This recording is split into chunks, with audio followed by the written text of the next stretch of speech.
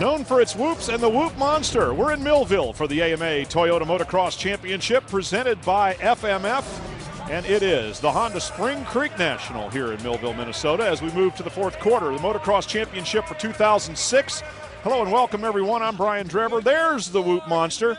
David Pingree sitting alongside, and Aaron Bates down the trackside for us here today, enjoying what could be a mixed bag of weather, and always fun, though, here at Millville.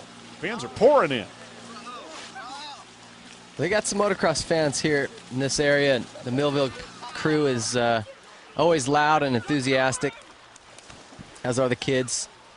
Swimming in the creek and enjoying themselves. John Martin and his family doing a great job to promote a family atmosphere as Unbound Energy is our presenting sponsor this weekend too. Take a look here. This is what the track looked like at the beginning of the weekend, as James Stewart is once again on hand here and looking for another win. Just behind him, Kevin Windham, also a championship contender of sorts, because this man, Ricky Carmichael, has pretty much put it out of reach once again here in 2006. Yeah, Ricky's just when you think he's going to slip a little or someone's going to challenge him, he comes back and just makes a cakewalk out of it. This is from Washougal. Got a little aggressive with James there, and wasn't long before James paid him back right there. Almost blew him into the fans. Great battle between those two as Ricky Carmichael ended up battling with James Stewart for the win, the overall. And here at Millville, it could be the same story, or, well, it could be distinctly different. We never know. The season has been kind of up and down, if you want to call it that. Big get-off as RC gave away the overall with that crash right there. And it was certainly worth looking at more than a few times. He lands on his feet like a cat somehow. He always does that. Look at the points lead that he has, though. 76 points over second-place Chad Reed right now, and Davey Millsap's in third position. Let's go now to Aaron Bates with a pre-race report. The Whoop Monster's on hand. As the countdown to Ricky Carmichael's retirement has already begun with a 76-point lead, it is his championship to lose. He's already started the countdown with 8 motos left, with 8 crew members to thank. As you noticed in the past, guys have jacked around by putting some stuff on the back of their pants to mess with each other's head. But this time, it's a tribute and a little bit of a salute to his crew members for all their hard work and everything that they've done to help him, as he says his farewell. Well, you know, after so many wins and championships, I think you just run out of stuff to put on the back of your pants. So pretty soon it'll just be verbs and adjectives and nonsense. Yeah. Crossword puzzle clues. Practice. James Stewart fast as always here on the number 7 Kawasaki. And David Villeman, the Frenchman transplanted to California. Ricky Carmichael not having the best practice to end up the sessions prior to the race. Well, these are the whoops right here that sort of make or break how you do at Millville. If you're quick in those whoops, you generally do well at Millville, and if you can't find a way through them, you struggle. Robbie Raynard on the number 17 machine. Here are our times from practice. James Stewart, Ricky Carmichael, Chad Reed, the usual suspects at the top of the chart. Timmy Ferry and Travis Preston rounding out the top 5. Yeah, James was 2 seconds a lap faster than Ricky in practice, and I know Ricky was really upset about that. The crew was kind of bothered. Everybody was just not happy with it. So again, here the most important thing on the Millville track has got to be the whoops.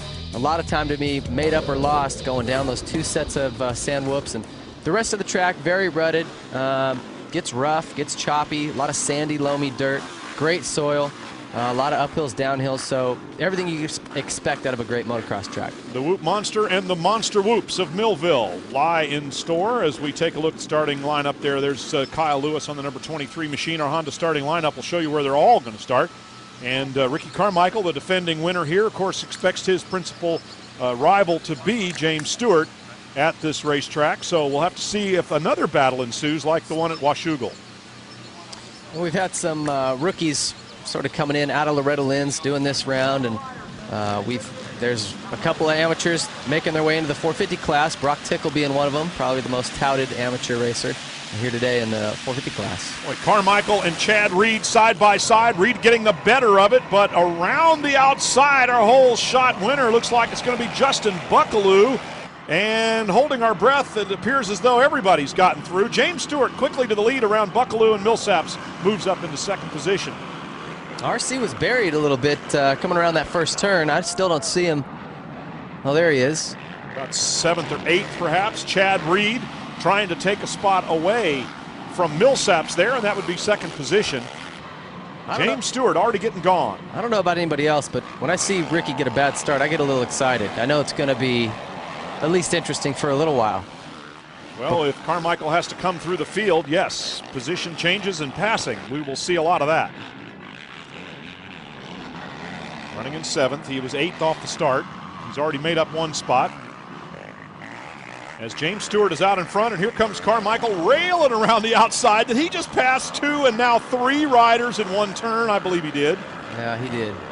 That's ridiculous. Wow. Ricky Carmichael continues to be the man. And talking about championships and how consistency wins championships, he has been a model of that all season long. He has been there week in and week out, while some of his rivals have had an up and down year.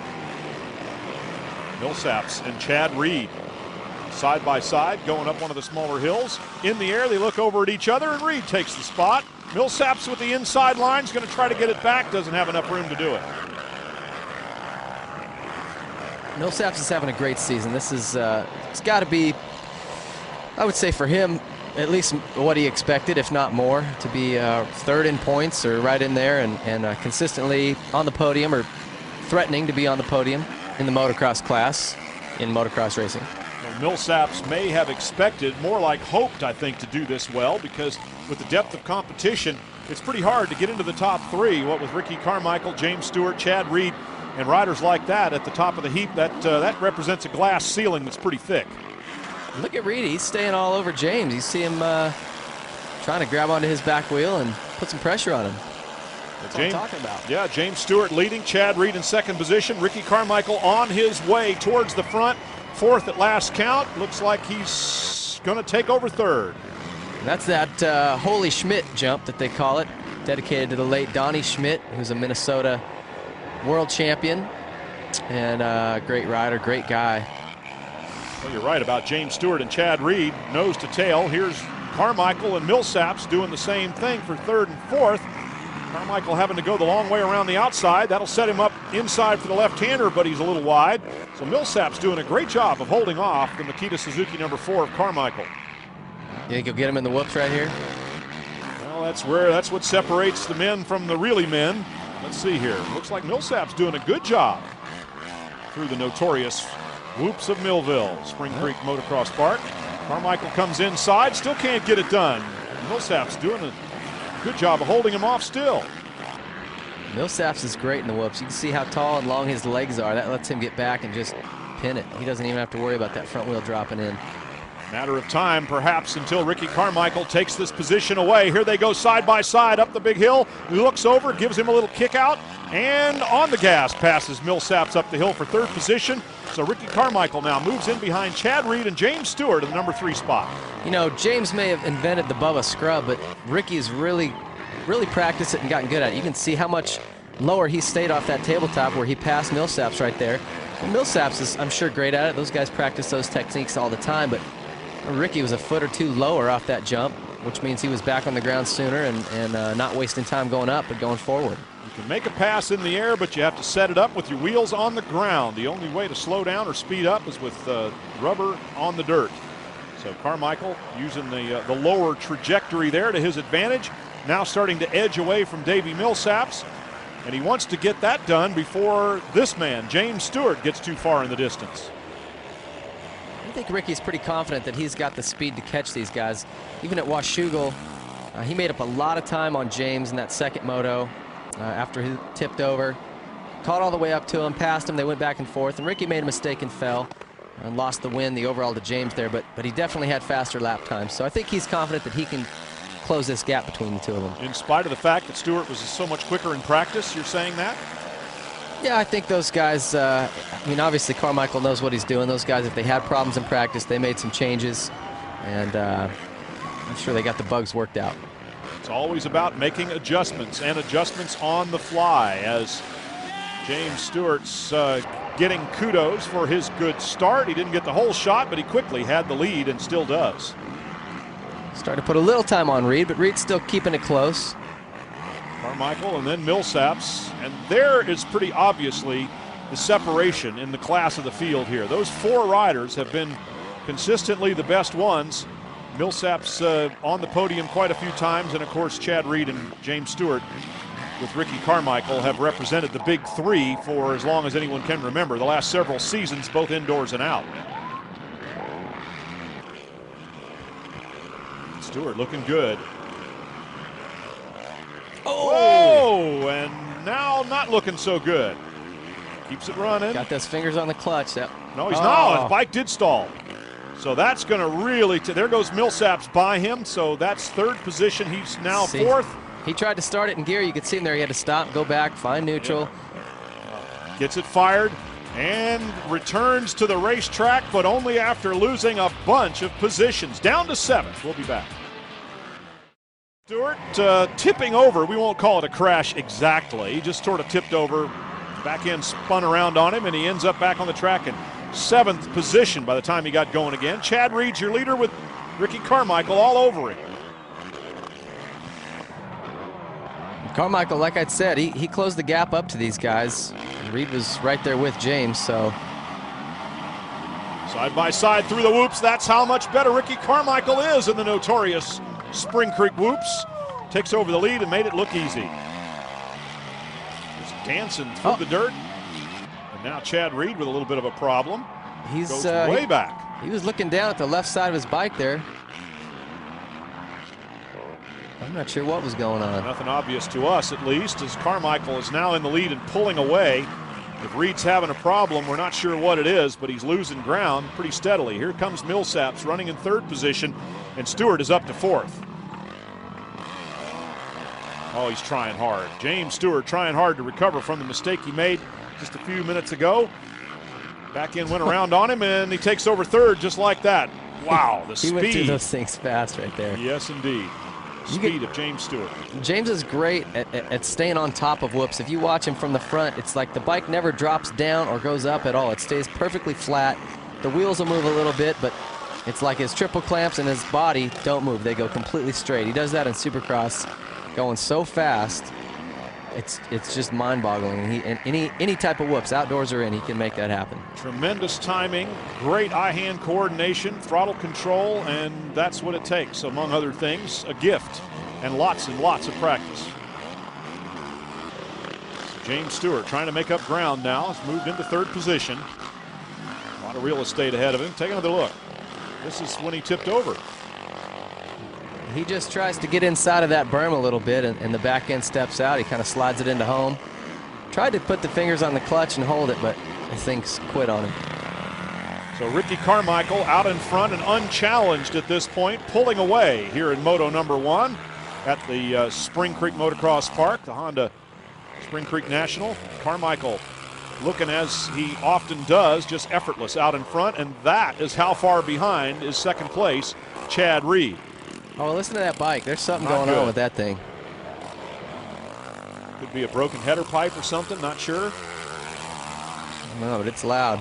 Yep, making a lot of noise unnecessarily. There goes James Stewart, already working through some traffic, as have Carmichael and Reed.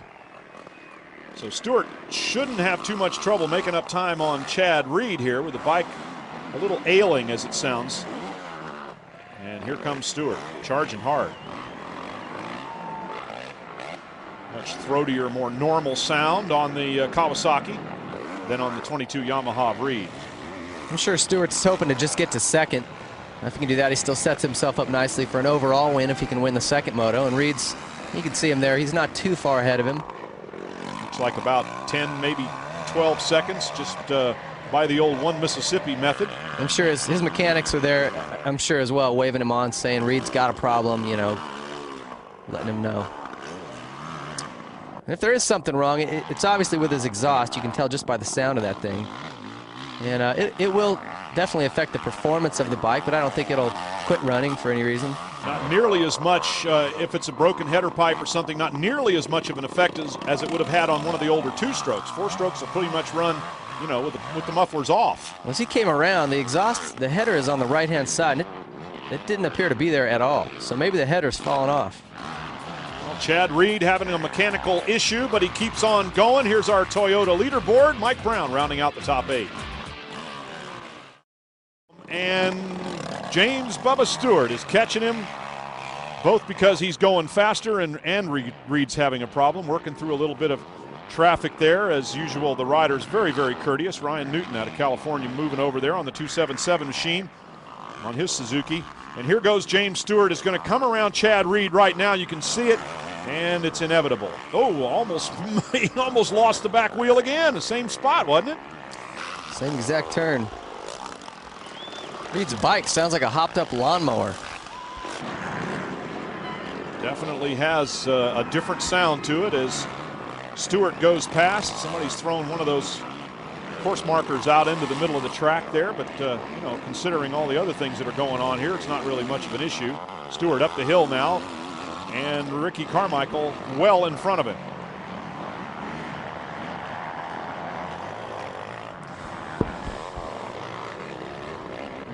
Carmichael and James Stewart both already committed to racing the Motocross of Nations coming up with Ryan Villapoto as the 3rd member. So it's a cool event in the sense that you know, it's not these two pitted against one another. They're actually teammates. You know, that's the one time of the year they can share lines, try to help each other out. Definitely a different vibe to it. On more or less neutral turf, if you want to call it that, as we go back a little bit deeper in the field. Michael Byrne, the number 26 Kawasaki, and Villeman on the number 12 Yamaha, having a little tussle there. Trying to find riders battling is a little bit difficult. We've got to work our way back through the field here to 6th and 7th position, because up front everybody's kind of one by one. Villeman looking for a move on the inside, and now back the other way. After you watch Ricky and James and their pace, and you go back to these guys, it looks like they're just kind of cruising around. Like Villeman doesn't even, it looks like he's just cruising. I think these guys are going fast, don't get me wrong, but definitely hard to compare the pace of the, you know, those two groups of riders. Oh, and Villeman off into the weeds. He's going to stop and do some fishing in the creek. Yeah, do some fishing in the creek. Maybe, you know, take a little break over there, kick his shoes off. That line was definitely slower. That was definitely slower. That will not be the favored line when somebody puts together a handbook of how to ride Spring Creek. Don't go that way. So Michael Byrne, while we had a battle, had is the operative word. Byrne all alone now in 6th place. As he goes up the hill, we return now to Ricky Carmichael working his way through traffic, coming over the finish jump there. You know, it's getting to be like watching the Harlem Globetrotters play, Dreb. You know, I mean, Ricky's out there bouncing the ball off their foreheads, dribbling it through their legs, alley-ooping. He pretty much has his way with it, putting on a show for the fans here. Final lap, he can do whatever he wants. I'd like to see him maybe try a backflip in the middle of a moto. That could be entertaining. Well, if there's anybody I wouldn't put it past, it's Ricky. He certainly has one fan. Lady standing there, one of the course workers. She was excited, wasn't she? Yeah, giving that big overhand clap there for Ricky Carmichael as he comes by. She's doing it for everybody. Has the green shirt on for James Stewart. James running in 2nd position, but kind of a far behind 2nd right now as Carmichael saluting to the crowd, doing the one-hander over the jump there. And we should point out that looking off towards the horizon where the weather comes from, there's definitely some weather on its way.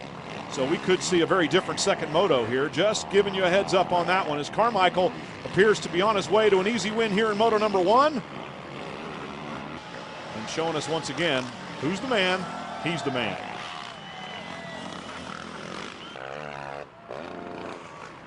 I don't know if it ever gets tiring riding around, pumping your fist, looking back for 2nd place.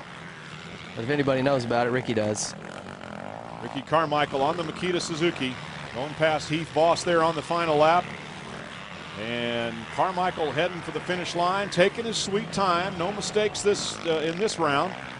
He's just going to make sure he gets there and sets himself up for an overall win. All he's got to do now is bring it home another time, and he will earn yet another victory here. He's the defending winner at Millville, winning in 2005, and course, can anyone remember a track where Ricky Carmichael hasn't won recently for years in a row? The biggest problem right now is finding a wallet big enough to hold all his money. His own personal, he needs a trailer to haul his money around in. Got one for the bike, got a motorhome for Ricky, and then a little trailer behind it for the cash. He's certainly racking it up. He's earned it. Ricky Carmichael, the best there is, and perhaps the best there ever was. A lot of people are saying that already. Winner of Moto #1. We'll be back. Quite a few times before. Winner of the Moto #1 here at Millville. Congratulations to Ricky Carmichael as we look at our Suzuki Moto results. Carmichael, Stewart, Reed, we've gotten used to using those names and just changing the order every so often, but it's usually Carmichael at the top. Brock Tickle there, number 11 spot.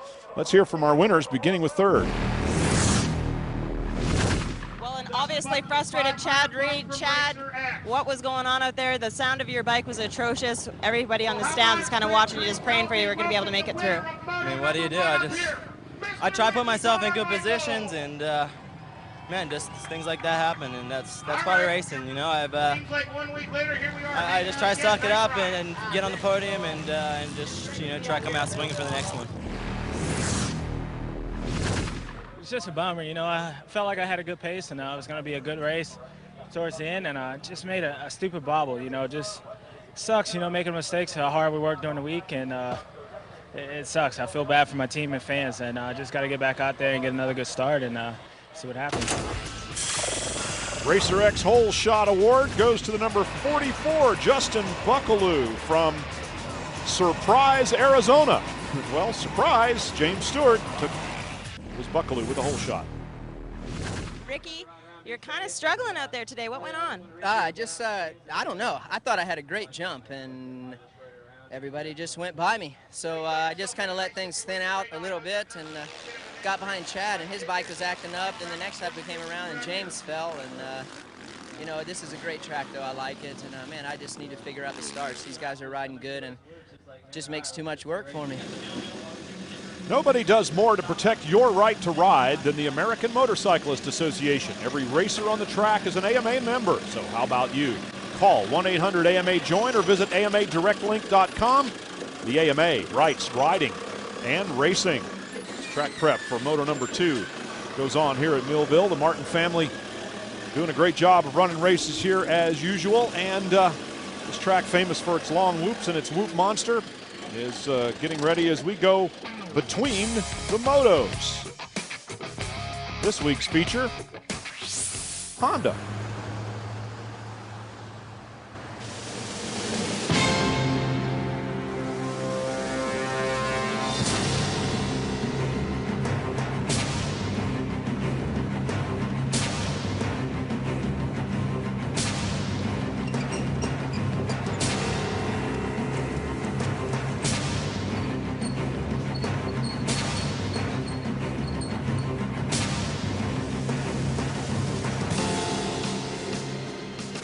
Hard to get in to Honda, let's say just through the door with a camera, so to speak, or just as an individual, as a technician. We like to think we're at the top of the pinnacle as far as racing teams, and that's recognized worldwide, from MotoGP racing to road racing to supercross and motocross racing. And that's why you have to have some credentials to kind of get in through the door. The reason why we don't let too many cameras or outside people into Honda racing is because we do want to protect our environment here.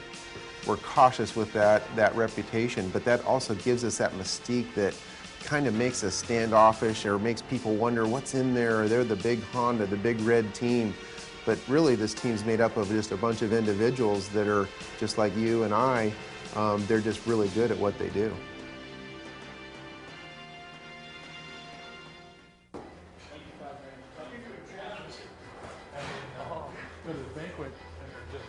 Let's go down here and look at the machine shop. We have two sections. This is raw fabrication, and then the basic machine area. Yeah, whatever they need, they can grab a hunk of it and make it. Chrome alloy steels, basic steels, your round stock aluminum, square stock rectangle stock aluminum. This is road race parts. And here we go into the motocross section, technician area. You can see they're just getting ready for the bare frame and their assembly pieces all laid out on Carlos's workbench. Get ready for upcoming testing and racing.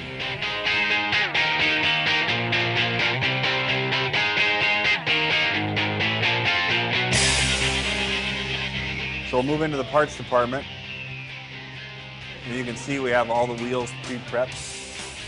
Seats, they have different seats for mud conditions. There's the black seat. You can't go at the level we want to go at and not finish racing. You can have a clutch gasket or something like that. It's just, the investment's too high. And what happens here is this is the day-to-day engine building, and then the truck has same parts on hand for right at the scene. And then Brad will stay here until like 5 o'clock on Friday. The truck can call and say, for some reason, we need a part.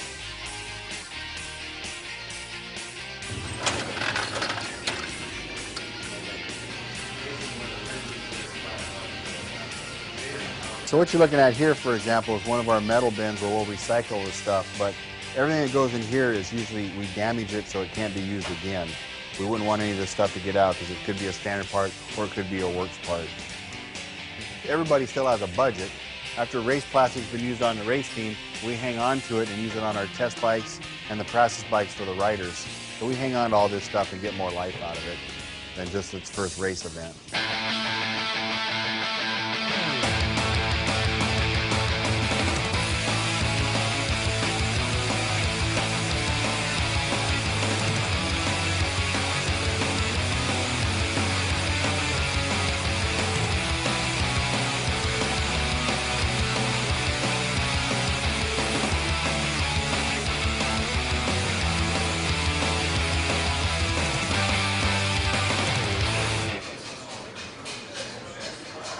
Okay, guys, you're making us a little nervous. We're going to have to end this interview. Well, Honda's always been mysterious and secretive that way. They'll chase you off if you come look at their test track, and they've got a situation room there at the factory. As you see all the #1 plates lining the ceiling, there's no doubt what they want you to do if you ride for them. We'll be back to Spring Creek after this. Well, things are different than they were a few minutes ago, as some fans are doing their imitation of an otter. Aaron Bates to explain what happened. When we saw these guys last, it was completely dry conditions. We'll take a look at this. It's an absolute mess. A downpour came down. These guys are dealing with probably a foot of mud. As you can see, they're digging out a hole, trying to get themselves some traction to get a good start. I asked a couple of the mechanics what they did in order to get prepared in such a short amount of time. They said basically it's a Chinese fire drill. Change things such as grips. Some of them changed some tires, some handguards, little things like that. Add a couple of extra tear-offs. These guys are in store for a tough ride. Well, I want to see Aaron slide down that mud hill. That was a pretty good deal there, doing the shamu down the hill, as the fans here will find a way to entertain themselves. We're looking at our Honda starting lineup for Moto number 2, and really enjoyed the visit there behind door number 10 in the Honda shop. I've had the good fortune of being in there a few times, but not with a camera. It's quite a fascinating place. But yes, Millville and the Spring Creek Motocross Park have taken on a very different look as the gate drops and everybody sort of eases out on the clutches here. The whole shot award's going to go to a hero this time around, and around the outside it is Ricky Carmichael, and Mike Brown might have been right there with him. Well, the start is the most important part of this race, and Carmichael got it. You know, these guys' goggles are done after one straightaway. And there's James Stewart in second position right now. Of course, Carmichael winning Moto number 1, Stewart the runner-up, so if they reverse, it'll be Stewart the overall winner, but if Ricky Carmichael stays out in front, he will earn yet again an overall here at Spring Creek. You know, and these guys were obviously offered a parade lap. None of them took it. You don't want to go out there and weigh your bike down with all that mud. But as they go out there, this is a completely different racetrack than they've seen all day. The lights class is gone since it started raining. The lines are totally different. The ruts are deep. In fact, earlier in the lights moto, we saw bikes getting stuck. The ruts got so deep. So these guys are having to figure it out as they go, and it's tricky. But you can see Carmichael. Look how clean he is. No mud on his number plate. His goggles are perfect. So he's got such an advantage now. Even James, anytime he gets up close to him, if he does, he's going to be ruining his goggles. And see those ruts on the inside full of water right there. That's the kind of stuff Ricky's great at, looking ahead, going, okay, those are full of water. I need to go wide, and he finds the line and just runs it. Look how deep the ruts are already here, and even without a parade lap, the lights bikes have already rutted up the course. Carmichael out in front with James Stewart in second position. And wow, what a mess. I mean, if it was a Chinese fire drill, now it's a crapshoot. We saw the number 94, Brad Majewski, out of Wisconsin, running in third position, a name that we have not called all season long, probably. Well, this is what happens in the mud. You know, Carmichael's not particularly a great mud rider. In fact, his first big pro mud race was at High Point in 1997, and he did terrible. He still kind of laughs about that race. I think one of the only guys he beat was me. Maybe the only mud rider worse than him back then. Well, there you go. A claim to fame of sorts as Ricky Carmichael tries to navigate the mud. A few umbrellas are out, but a lot of the fans here are enjoying themselves, as we saw the young woman doing there at the beginning of the second moto. What are the difficulties that are, you know, what makes a good mud rider? What are the things you have to do to be good as opposed to not good? Well, I wouldn't know how to be good personally, but you know what I hear and what's important is obviously keeping your goggles clean and on, for one. Taking your goggles off is like the biggest no-no, but at a certain point, if you just can't see through your goggles, you don't have any choice. So preparation, guys will run extenders on their visors. They'll take a goggle lens and tape it to the end of their visor to be able to block more mud and protect their goggles. Guys will run hand guards. You see Carmichael's got the hand guards on. If it does start to rain or if mud's getting splashed up, those hand guards are going to block mud from hitting his grips, which obviously that's your main contact point on the bike. You've got to keep your grips dry and clean. And yeah, if you fall, you're sticking your grip right in the mud. Problem for one of the front runners. Chad Reed is off the track. Aaron Bates is on the scene. Take a look at this. When you thought luck was bad, it just got a whole lot rougher for Chad Reed. Seems as though he's pulled over on the very first lap, getting his mechanics to hand him a new set of goggles, new set of gloves. He can barely hold on to the grips. Tough luck here at Millville for Chad Reed. And you could see if he had hand guards on, so he must have tipped over or somehow got water splashed up on his grips and gloves. And once your grips and gloves get slimy, you just can't hang on. Majewski here on the 94 machine, about to lose that number 3 position to the number 15 Timmy Ferry on his Honda CRF 450. The Unbound Energy entry, so Tim Ferry moves into third position, and Majewski's run to the podium has come to an end, at least for the time being. Oh, Villeman's got another sweet line, just inside everything. Last time he was outside in the creek. Very creative. Our Toyota leaderboard shows you where they stand. Are absolutely appalling, and everyone seems to have noticed it except Ricky Carmichael. Carmichael coming up behind Reed, who stopped to get fresh gloves and goggles, and now he's stuck in the mud as Ricky Carmichael's working his way through some traffic, coming up behind Jeff Gibson. And while Gibson is riding on a muddy track, Carmichael looks like it's dry as a bone for him. Yeah, he's impressive. Normally, and he doesn't need to go this fast. Second place is so far behind him. Stewart's in second. James Stewart in second position, just creeping down the hill. And there he is. We're used to seeing James going way faster than that as he comes up behind Chad Reed's bike that's stuck in the mud. And now Stewart is going to join him. So the number 2 and number 3 motocross riders in the world have just sort of parked it together and can only look on in frustration. How over it are those two guys? They're just like, dude, I don't know, I'm stuck. What are you doing? Yeah. I'm stuck too. This sucks. Yeah. Yeah, now Ricky Carmichael has just avoided almost all of those problems. Now he's looking a little more like everybody else and quite a bit like the Whoop Monster, in fact. Look at this. What a comedy. Here comes Villeman. He manages to shoot through a gap that has also now collected Jason Thomas on the 31. Villeman gets a standing O for that move at about 2 miles an hour. He just did a one-hander, pumped his fist for getting through a little muddy section. That's funny. Yep. The thrill of victory. Well, you take him where you can. Where is James Stewart? Don't go in there. Do not go in there. So Stewart trying to find some way to get moving, and Ricky Carmichael's lead is just growing and growing. What a mess! Look at this! Hey, we need some circus music. Absolutely. Some Three Stooges sound effects. What, you know, yuck, yuck, yuck, yuck. Oh, this is too funny. Well, Reed finally gets going, sort of, after spewing mud all over his mechanic, who was only trying to help. Stewart's getting some help, and they can't even stand the bike up. Oh, I hate to laugh at the misfortune of others, but you know what? This is slapstick. I've never been so happy to not be racing motorcycles in my life. I've never been so happy to have never taken up racing motorcycles, at least off-road. See, look at him wiping the grips. That's going to be problems. You know, that is not legal to get outside assistance. You can see Kaipo, that's their suspension technician. Yeah, but so the officials are going to add insult to injury? I mean, what could they possibly do to penalize somebody more than Mother Nature has already done? Well, there was Honda guys standing near there, and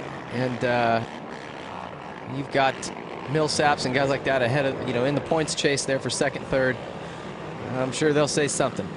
That appears to be Ricky Carmichael, only because he's taking his hand off the bar every once in a while. It could be Brad Majewski, though. We don't know. There it is, Carmichael. Oh, yeah, from the back you can tell it is Ricky Carmichael, and the number 4, Makita Suzuki, who is just having a field day in the mud. Our standings?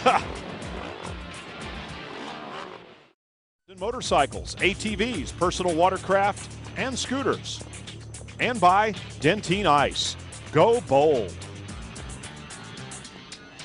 Well, it's kind of go bold or go home as Ricky Carmichael comes down the hill past David Villeman, who's running second right now. So Carmichael has lapped the entire field here in Millville.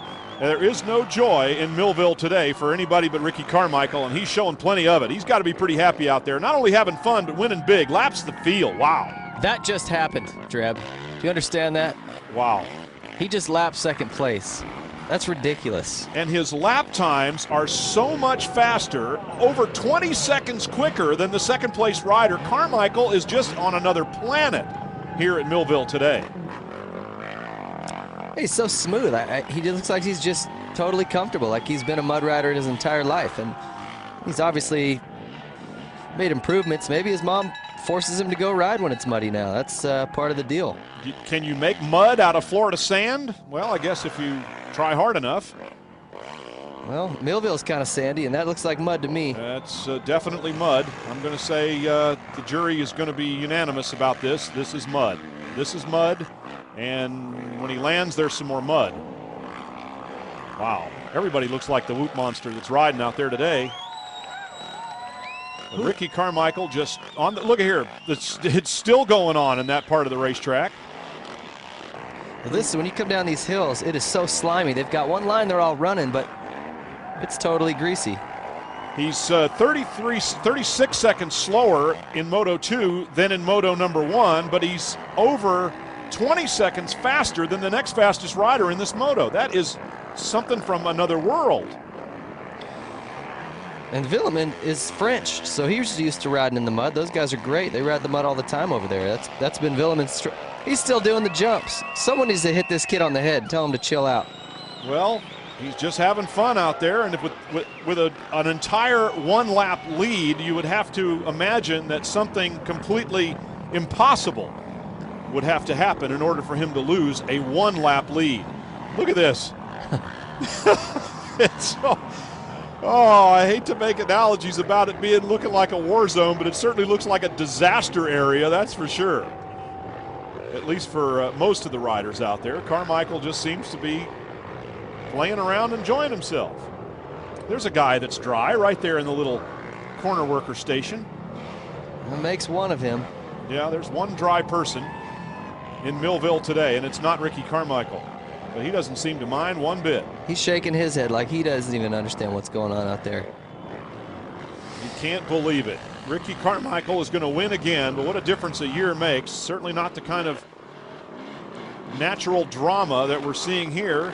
Somebody's got a smoker there ahead of him. Mud and water all over the exhaust header, probably making some steam.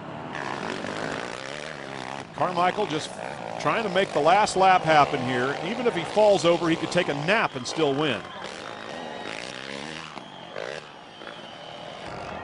Pumping his fist in the air, the crowd's appreciating his performance here today, and perhaps for the final time at Millville, they're seeing Ricky Carmichael on a muddy day, Mother Nature has dealt out her very, very worst, and Ricky Carmichael has taken it all. He's going to stop and enjoy this one. Well, he got a little error with the front wheel over the finish jump. And he sets another record, lapping second place. Fans waiting at the podium for the awards, and James Stewart has been deducted a position for getting this outside help. So indeed, the officials have added insult to the injury. He probably is just happy enough. So with that, he will drop one spot down the standings. And here are the results of the Moto with Ricky Carmichael. David Villeman in second, who got lapped just as we came back from commercial, and K-Dub moves up to third overall. Chad Reed crashing on the final in the final Moto, and he is down in 10th position overall. I was struggling, you know, and they were pulling all the tricks out of the bag trying to get me to where I felt good. In the first Moto, I was just really tight. Rode really, really bad. I think the worst I've rode all season. And it was a relief for me to come to the line the second Moto, see all the rain. I knew I could just kind of go out there and have fun. Here's our overall results with Carmichael, Villeman, and Wyndham moving into third position overall. Stewart down into fourth. And Chad Reed, as we mentioned, 10th overall by crashing in the final Moto and injuring himself. There's Ricky Carmichael and Kevin Wyndham. And so as David Villeman does some congratulations, let's hear from him. What was going through your head when you saw RC come and lap you, knowing that you were in second place and he had nobody left to lap? Yeah, that's, you know, I'd be ashamed, but, you know, that's Ricky. He's unreal. So, especially with this, you know, those conditions. And when he passed me on the last lap, I saw he was riding like almost he was dry. You know, he was, and I was doing my own race. You know, I was happy to be second. Kind of a little ashamed to get a lap down, but I was actually happy. I was getting tired. So I had one lap less, so it was good for me. Great job out there. Our Racer X hole shot, pair of Suzukis. Mike Brown way around the outside. Ricky Carmichael, though, with a little bit tighter line by a half a wheel, takes the Racer X hole shot award. And, of course, the overall win with 1-1 in both motos. So here it is, the way they stack up for the points. Carmichael with a 106-point advantage. Wyndham and Millsaps just 4 points apart. And Chad Reed, we don't know what's going on with him. Well, he had a crash late in that second Moto and hurt his shoulder, so he's questionable for next weekend. Well, it's hard to believe. He had absolutely nobody left on the track to lap. Ricky, I'm going to call it straight out. 10 years ago, you absolutely sucked in the mud, and now take a look at this. For sure, I was terrible in the mud, and you know what? Just the hard work of Eldon Baker and me, you know, gave me a lot of strength, upper body, and the whole body, actually. And, you know, I can't say enough for Makita Suzuki. We were like fire drilling between motos, and we prepared our bike for the worst conditions, and they were gnarly. This is the first time that you've ever been able to accomplish such an accolade such as this with nobody else to pass. What's the feeling overall? What's the emotion going through you? I just wanted to do it. Like, man, I've never done that. And I just saw as a motocross racer to do that would be unbelievable. So I just kept driving, and was able to do it, and just super, super pumped, man. Congratulations. Thank you. Well, Villeman looks like he got dunked in a toilet over there, and Ricky's fresh wardrobe. What else do you say about Ricky Carmichael? Laps the entire field here in Millville on his farewell tour, if you will. It was a good day for him and a bad day for others. Well, when your pit board says plus 3 minutes, you're doing something right. Well, it was certainly an enjoyable event here, and we hope that you did enjoy it. We look forward to next time already. So for David Pingree and Aaron Bates, I'm Brian.